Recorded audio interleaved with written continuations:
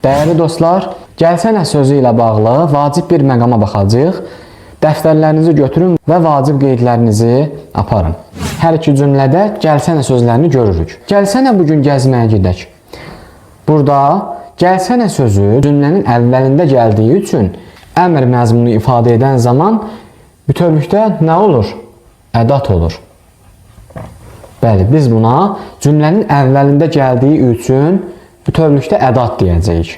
Amma ikinci cümlədə fərqli bir yanaşma var. Deyir, sən bir bura gəlsənə, burada cümlənin sonunda gəlib və artıq biz buna bütövlükdə ədat deyə bilmərik. Çünki burada hərəkət məzmunu da var.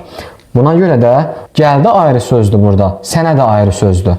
Bu baxımdan belə yanaşsaq, nə olacaq? Fiil plus ədat. Bəli, biz buna fiil plus ədat deyəcəyik. Yəni, hərəkət məzmunu var. Cümlədə gəlsənə sözündə hərəkət məzmunu yoxdur. Bütövlükdə ədatdır.